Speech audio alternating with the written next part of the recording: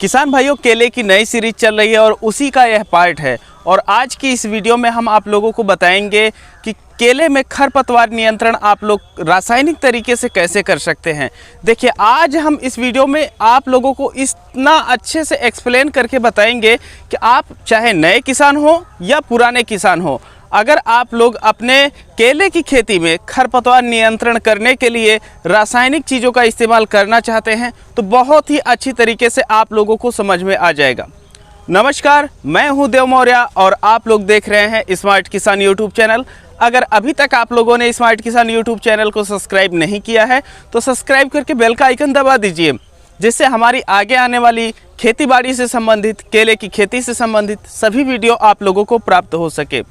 देखिए, कुछ लोग ऐसे बताते हैं कि जो नए किसान होते हैं या पुराने किसान होते हैं वह अपने हिसाब से उसको इस्तेमाल कर देते हैं, लेकिन आज जैसे हम बताएंगे, अगर आप नए किसान हैं, आप कुछ भी नहीं जानते हैं, फिर भी आप बहुत ही बेहतर तरीके से आप इस्तेमाल कर पाएंगे। हम यहाँ पर आज जो है आप लोगों को बताएंगे करके कि आप लोग स्प्रे कैसे करेंगे और उसका रिजल्ट कैसा आता है ये भी दिखाएंगे।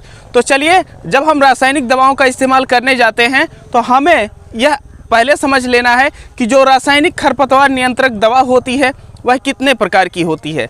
अगर आप लोगों को यह नहीं पता है तो ऐसी परिस्थिति में आप कोई भी फसल पे अगर खरपतवार नियंत्रक का प्रयोग करने जा रहे हैं तो वह आपकी फसल पूरी तरीके से खराब हो सकती है।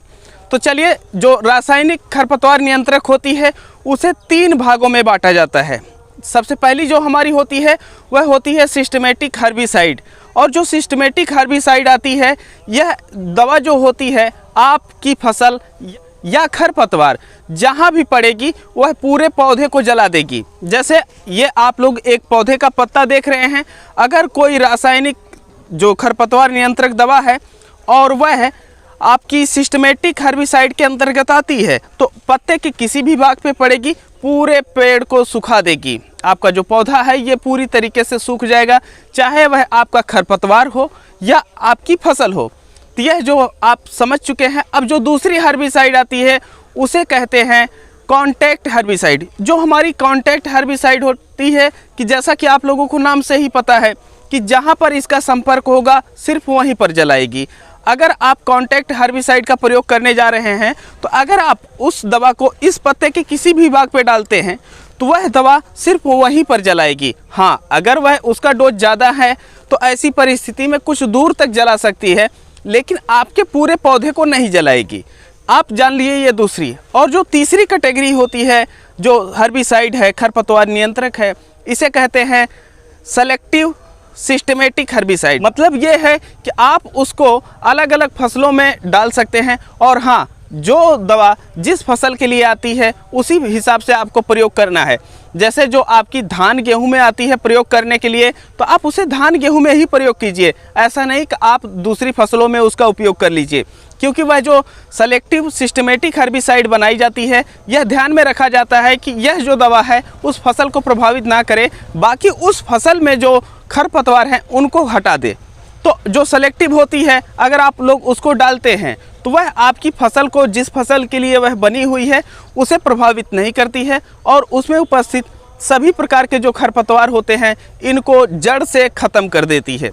कहने का मतलब यही है कि जड़ से ख़त्म कर देती है, लेकिन कुछ दवाएं हैं जो पूरी तरीके से ख़त्म नहीं कर पाती हैं। अब बात आती है कि इन तीनों में से हम कौन सी हर्बिसाइड, कौन सी खरपतवार नाशक दवा अपने केले में प्रयोग करें। देखिए, अगर आप नए किसान हैं, आप पहली बार केले की खेती किए हैं, ऐसे में करने जा रहे हैं तो आपके पास अनुभव नहीं होगा, या अगर आप किसी फसल में प्रयोग किए हैं तो ठीक है, अगर आप ऐसा नहीं किए हैं तो ऐसी समस्या आपके सामने हो सकती है कि जो आपकी फसल है वह भी प्रभावित हो जाए। हमें अपनी फसल को बचाना है और जो घास है इसे ख़त्म कर देना है। तो देखिए, आप पहली बार कॉन्टैक्ट हर्बिसाइड का प्रयोग कीजिए। अब जो कॉन्टैक्ट हर्बिसाइड का आप चुनाव करते हैं तो उसे आप स्प्रे कीजिए। अब उसे भी कुछ ही क्षेत्रों में स्प्रे कीजिए और जब आप उसे स्प्रे करते हैं उसका रिजल्ट आप लोगों को 1 हफ्ते में मिल जाएगा। आपने देख लिया कि आप क्या क्या सावधानी रखे हैं। हालांकि बताने तो हम पूरा बताएंगे, लेकिन हर व्यक्ति का हाथ साफ नहीं होता है। जैसे आप कोई चीज़ ड्राइविंग अगर सीखते हैं तो जो बताने वाला है वो तो बता दिया, लेकिन आपका हाथ साफ तो होना चाहिए। तो उसी तरीके से जब आप एक बार ट्राई कर लेंगे, अच्छा हम जो दवा का स्प्रे किए हैं उससे हमारी फसल बच गई है और आगे जो हम कार्य करेंगे उसको इसी तरीके से करेंगे। तो अगर नए किसान हैं और पहली बार प्रयोग करने जा रहे हैं तो ऐसे में आप लोगों को कॉन्टैक्ट हर्बिसाइड का प्रयोग करना रहेगा। अब अगर आप लोग प्रयोग कर लिए, अब दूसरी बार जाना है, क्योंकि जो कॉन्टैक्ट है ये आपकी घास को पूरी तरीके से ख़त्म नहीं करती, तो अंततः आपको सिस्टमेटिक पे आना पड़ेगा। लेकिन पहली बार आपका हाथ साफ हो गया कॉन्टैक्ट डाल के, उससे आपकी फसल भी बच गई और आपका जो अनुभव है ये बढ़ गया। तो अब कॉन्टैक्ट हर्बिसाइड की जगह पर आप चुनाव करेंगे सिस्टमेटिक हर्बिसाइड का। अब जब सिस्टमेटिक हर्बिसाइड डालेंगे तो आपका अनुभव पहले ही है और उसके बाद आपकी जो फसल है ये बची रहेगी और खरपतवार एकदम आपके खेत से ख़त्म हो जाएगी। जो केले की फसल है ये हरी भरी बनी रहेगी। आपको बताते चले कि जो केले में खरपतवार का नियंत्रण किया जाता है ये सिर्फ रासायनिक विधि से नहीं किया जाता है। आप नए किसान हैं, ऐसे में आप एकदम जोखिम से बचना चाहते हैं तो ऐसे में आप लोग यांत्रिक विधि से कीजिए। अगर आपके पास पावर टिलर है तो पावर टिलर की सहायता से कीजिए। लेकिन हम ये देखे हैं कि जब किसान भाई केले में पावर टिलर की सहायता से खरपतवार का नियंत्रण करने जाते हैं तो उसमें काफ़ी ज़्यादा जो है समस्याएं आती हैं। कारण इसका ये है कि उन्हें सही तरीका नहीं पता होता है पावर टिलर केले की फसल में चलाने का। तो उसके लिए एक स्पेशल वीडियो आ गई है, आप लोग जा कर के उसको देख सकते हैं। उसमें बताया गया है कि जब आप पावर टिलर से खरपतवार नियंत्रण और गुड़ाई जैसे कार्यों को करने जाते हैं अपने केले की फसल में तो कैसे करेंगे। तो चलिए हम आप लोगों को अब बताते हैं कि रासायनिक तरीके से आप कैसे नियंत्रित करेंगे और हम यहाँ पर कौन सी दवा का इस्तेमाल कर रहे हैं और उसका क्या रिजल्ट है। किसान भाइयों, आप लोग देख सकते हैं हमारे यहाँ इस खेत में काफ़ी घास लगी हुई है और यहाँ पर कांग्रेस घास है, मकोई, दूब, मोथा इत्यादि प्रकार की जो घास है ये काफ़ी ज़्यादा लगी हुई है। और आपको बताते चले कि जब भी आप लोग किसी भी हर्बिसाइड का किसी फसल में या फिर खुले खेत में प्रयोग करना हो तो घास में फूल आने से जो पहली अवस्था होती है उसी अवस्था में डालना चाहिए। नहीं तो फिर आपकी घास जो है उसमें बीज बन जाती है और जब बीज बन जाते हैं तो आपकी जो दवा है वह उस समय उपलब्ध पौधे को तो जला देती है, लेकिन तुरंत ही फिर उससे जो बीज है वह और भी ज़्यादा बन करके घास निकलती है। तो आप लोग इस चीज़ का विशेष ध्यान रखें। अब आप लोग यहाँ पर देख रहे हैं कि हमारे पौधे के पास में सफाई हो रही है और इस सफाई के दौरान कुछ कार्य किए जा रहे हैं। पौधे के पास निकलने वाली जो नई पुत्ती है या नई ब्रांच हम बोल सकते हैं उसे, उनको काटा जा रहा है और इसके साथ साथ जो पत्तियां सबसे छोटी नीचे की पत्तियां होती हैं, वृद्ध हो गई हैं, पीली पड़ रही हैं, उन्हें काट करके हटा दिया जाता है। और इसका कारण ये है कि अगर हम उन्हें काट देते हैं वह सूख भी गई होती हैं, पीली हो जाती हैं, उनसे भोजन बनने की प्रक्रिया बहुत ही कम होती है और उन्हें हटा देना ही सही रहेगा जब हम हर्बिसाइड प्रयोग करने जा रहे हैं। और अगर आप नए किसान हैं तो आप लोगों के लिए यह ज़रूरी हो जाता है। तो आप लोग इसी तरीके से अपने पौधे के आसपास सफाई कर लीजिए। अगर आपके पौधे के आसपास घास है तो ऐसे में उसको भी आपको हटाना होता है और अगर आप नहीं भी हटाते हैं तो कोई दिक्कत नहीं है। जब आप स्प्रे करने जाते हैं तो वहाँ पर ध्यान रखना होता है और वहाँ पर आप बाद में जो अपनी घास है उसे हटा सकते हैं। तो ये कुछ कार्य करने होते हैं आप लोगों को और जब आप लोग ये इस कार्य को कर लेते हैं तो ऐसी परिस्थिति में आपका जो खेत होता है ये तैयार हो जाता है कि आप वहां पर अपनी फसल में दवाओं का स्प्रे कर सकते हैं। अब अपने खेत में हम जो सफाई का कार्य है ये संपन्न कर लिए हैं, अब हमें इसमें दवाओं का स्प्रे करना है। तो चलिए दवाओं का जो घोल होता है ये हम सब कैसे तैयार करेंगे इसे हम आप लोगों को डिटेल में बताते हैं।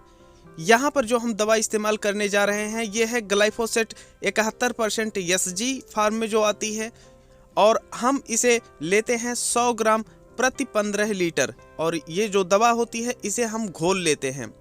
और इसके साथ साथ जो हमारी यूरिया होती है इसे हम डालते हैं प्रति 15 लीटर लगभग 200 ग्राम। यूरिया जो होती है इस वजह से डाली जाती है कि जो हमारी ये दवा है यह घास को विशेष रूप से असर करके उन्हें जल्दी से जल्दी खेत से हटा दे, उन्हें जला दे।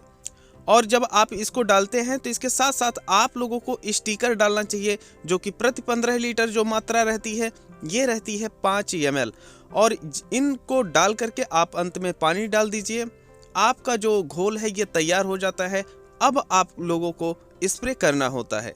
किसान भाइयों, जब हम स्प्रे करने जाते हैं तो उस समय भी हमें कुछ सावधानियां बरतनी होती हैं। जब हम स्प्रे करते हैं तो हम ये कोशिश करते हैं कि जो हमारा फव्वारा निकल रहा है वो हमारे पौधे से लगभग 1 फीट दूरी पर होना चाहिए। इससे क्या होता है कि जो हमारी स्प्रे की छोटी छोटी बूंदें होती हैं ये डायरेक्ट तने पर नहीं जा पाती हैं। ऐसे में जो हमारा पौधा होता है ये सुरक्षित रहता है और वहाँ पर हमारे घास भी नहीं रहती है, तो हमें आवश्यकता भी नहीं रहती है वहाँ ले जाने की। अब आप लोग इसी तरीके से स्प्रे करते हैं, जहाँ पर घास है वहाँ पर स्प्रे करते जाएंगे। आप लोगों को बता दें कि कुछ और चीज़ें होती हैं जिनका आप लोगों को विशेष ध्यान रखना होता है। जब आप लोग ऐसी दवाओं का स्प्रे करने जाते हैं तो हमेशा आपका जो फव्वारा है, स्प्रे नोजल है, उसे नीचे रखना होता है। लगभग 1 फीट से नीचे ही रखिए। और अगर आप उसे ऊपर ले जाते हैं तो ऐसे में जो इसकी छोटी छोटी बूंदें होती हैं यह उड़ करके आपकी पत्तियों पे जा सकती हैं। दूसरी जो चीज़ होती है वो ये है कि आप लोग इसका स्प्रे तभी करें जब आपके क्षेत्र में हवा शांत हो या बहुत ही धीमी चल रही हो, इतना हो कि जो उसका स्प्रे है आपके पंप का उस पर प्रभाव ना डाले। तो ऐसे में आपकी दवा उड़ेगी नहीं और उड़ करके आपकी फसलों पर नहीं जाएगी। तो अगर आप लोग इन चीज़ों का ख्याल रखते हुए इन सभी चीज़ों को कर रहे हैं तो आप एक परफेक्ट तरीके से अपने केले की फसल में खरपतवार नियंत्रक दवा का प्रयोग कर पाएंगे और आपके पौधे पर कोई भी असर इसका नहीं पड़ेगा। अभी हम सभी चीज़ संपन्न कर चुके हैं। चलिए हम देखते हैं कि रिजल्ट हमारा कैसा आया है। आप लोग अब यहाँ पर देख सकते हैं कि 15 दिन होने को है और जो हमारी खरपतवार नज़र आ रही थी उस समय, जो कि काफ़ी जंगल जैसा लग रहा था, वह जल करके राख हो गई है पूरी तरीके से। और ये जो दवा है ये 7 दिन से 10 दिन के बीच में एकदम जला के राख कर देती है। हमें थोड़ा सा लेट हो गया था वीडियो शूट करने के लिए। 15 दिन हो चुके हैं और आप लोग देख सकते हैं कि पूरी तरीके से ये साफ हो गया है। कुछ क्षेत्र में हम एक किनारे पर छोड़ दिए थे, आप लोग वहाँ पर देख सकते हैं कि जो हमारी खरपतवार थी वो कितनी बड़ी हो गई है इन्हीं 15 दिनों के भीतर। और ये जो घास है, अगर हम दवा नहीं डाले होते या नियंत्रित हम नहीं किए होते तो ऐसी परिस्थिति में जो हमारी घास है ये लगभग 2 से 2.5 फीट की हो जाती और जो हमारी फसल है इसकी वृद्धि के ऊपर काफ़ी बुरा प्रभाव डालती, क्योंकि यह जो पोषक तत्व इतना तेज़ी से खींच लेती है कि आपके पौधे पोषक तत्वों की कमी महसूस करने लगते हैं। तो आप लोगों ने देखा कि किस तरीके से हम यहाँ पर दवा का प्रयोग किए हैं, क्या क्या चीज़ें इसमें ज़रूरी थी आप लोगों को बताएं। आप लोगों को यहाँ पर हम बताते चले कि आप लोग देख सकते हैं कि जो हमारी केले की फसल है इस पर कोई भी प्रभाव नहीं पड़ा है। हमारी केले की फसल पहले भी हरी भरी बनी हुई थी, विकास कर रही थी, अच्छी तरीके से चल रही थी और अब भी वह उसी अवस्था में बनी हुई है और आगे बढ़ रही है।